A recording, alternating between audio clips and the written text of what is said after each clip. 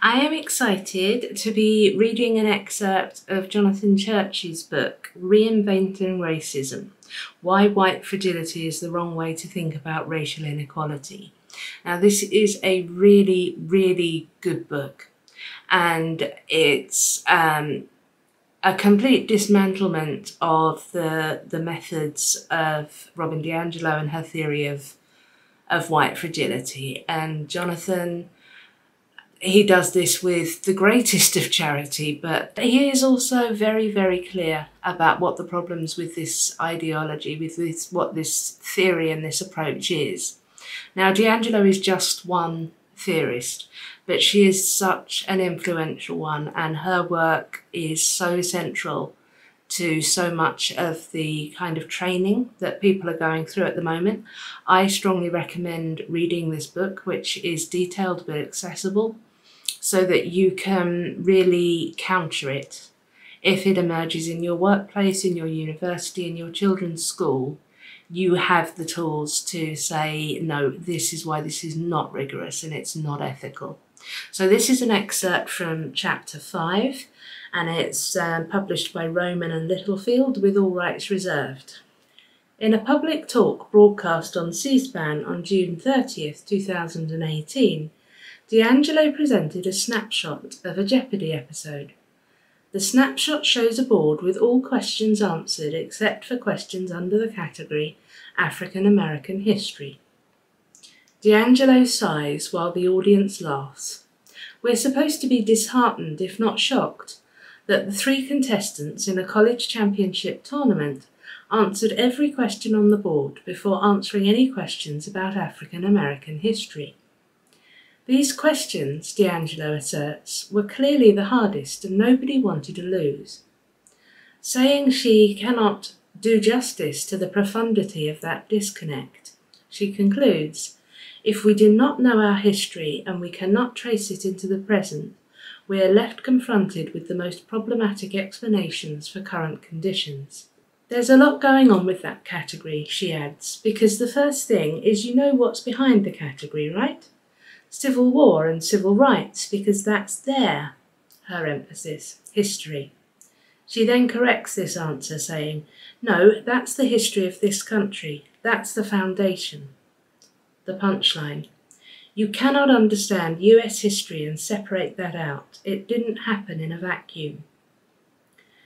DiAngelo assumes these are the hardest questions on the board and concludes that white people do not know their history. Is she right? She provides us with no way of knowing. She does not indicate if she's consulted experts on the ranking of Jeopardy questions in terms of difficulty. More fundamentally, her conclusion is based on one observation, and we are to accept it as such. No questions asked. This is a recipe for what psychologists call confirmation bias. According to an article in Psychology Today, Dr. Shahram Heshmat defines confirmation bias as the tendency to believe what you want to believe. Before accepting a claim, he writes, we should look for evidence that contradicts our beliefs. Otherwise, we might unwittingly accept a claim as true when it's not, a result that statisticians call a false positive. Statistics provides us with a disciplined way to search for contradictory evidence.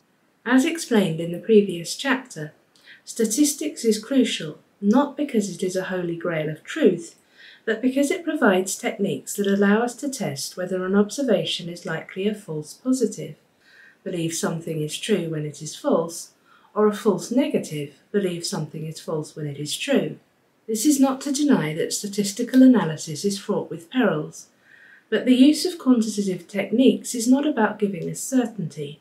It's about forcing us to be wary of being certain. Statistical tools are a disciplined way to measure the accuracy and precision of broad generalizations about society. They give us a way to study data in a way that facilitates clear and measurable inferences. We are forced to be clear about what we say, and to say it in a way that allows others to question whether it is correct or not, according to robust standards. Statistics is, or at least should be, about being humble. Take DiAngelo's inference about white racial illiteracy. On the basis of one observation, she makes a sweeping generalization about white racial illiteracy. As we will see in Chapter 8, this is all in keeping with her broad focus on proselytization rather than scholarship. Like evangelicals engaged in sermonizing, D'Angelo is more interested in her rhetorical message than the precise accuracy of her factual claims. In some, she adapts facts to her narratives, rather than her narratives to the facts. D'Angelo does not consider whether repeated samples of 3 college contestants appearing on multiple episodes would show the same results. She does not develop a model that attempts to predict whether white students in multiple college championship tournaments would consistently fail to answer questions on African American history. But for the sake of argument, let's say we would observe the same result. She then concludes, if we do not know our history and cannot trace it into the present, we are left with the most problematic explanations for current conditions. This statement could imply several things. Here are 3. 1. The failure of 3 students in one Jeopardy episode to take questions on African American history until the end means that all white people are ignorant about African American history. 2. The failure of 3 students in a college championship episode to take questions on African American history until the end means that all elite college students do not know about African American history. 3. The students decided to prioritize other categories not because they do not know African American history, but because they were not interested in it. On 3, maybe these particular students knew more about the other topics on the board that day. Assuming D'Angelo is referring to the 2014 contest, these topics included International Cinema Showcase, Weather, Verbs and Kiwi Fauna. D'Angelo does not ask what would happen if there were other categories on the board, or if other contestants would have waited until the end to answer questions on African American history. In short, she does not consider whether this was an unusual outcome. On 1 and 2, I'm going to break in here and remind you that that was whether all white people are ignorant about African American history or all elite college students do not know about African American history. On 1 and 2, D'Angelo invokes this one episode as an example of white ignorance of history. Statistically speaking, she has 1. Posed a question, do we know our history? 2. Drawn a sample, 3 contestants on 1 Jeopardy episode. 3. Observed a result. The contestants cleared the board before answering questions on African American history. And 4. Drawn a conclusion. We do not know our history. What's wrong with this reasoning? First, the question is not well stated.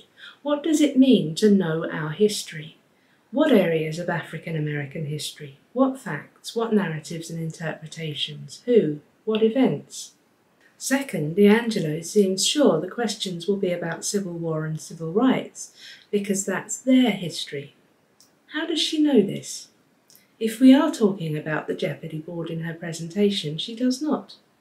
The episode occurred in 2014, which had clues on Martin Luther King Jr., Apollo Theatre, and Phyllis Wheatley, which the contestants answered correctly, and the Scottsboro Boys and the 1st Rhode Island Regiment, which the contestants answered incorrectly. That's only one question on Civil War and civil rights, Martin Luther King Jr.